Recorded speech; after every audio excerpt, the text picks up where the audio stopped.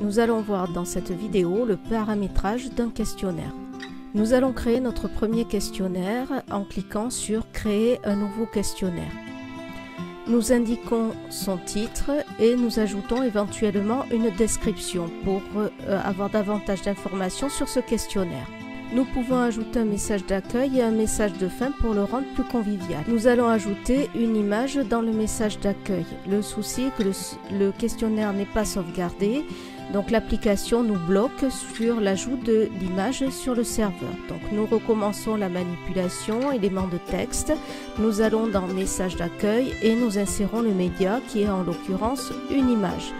Nous parcourons le serveur pour aller chercher l'image correspondante que nous déposons sur ce serveur. Nous sélectionnons l'image, puis nous définissons ses caractéristiques, largeur, hauteur, bordure, puis OK pour l'intégrer à la page d'accueil.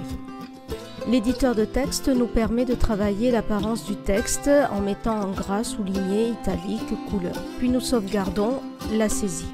La politique de confidentialité est un point important dans le cadre du RGPD. Il se peut que votre questionnaire recueille des données personnelles du sondé. Dans ce cas, il faut son accord. Donc nous allons prévoir une case à cocher à l'entrée dans le questionnaire permettant d'obtenir son accord avant de le remplir. Plusieurs thèmes sont proposés par l'application. Vous pouvez en choisir un qui vous convient, dont l'esthétique est jolie.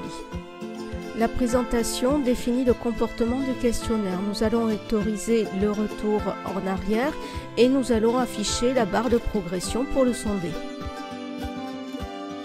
Nous allons vérifier ici que le sondé reçoive bien un mail de participation une fois le questionnaire envoyé.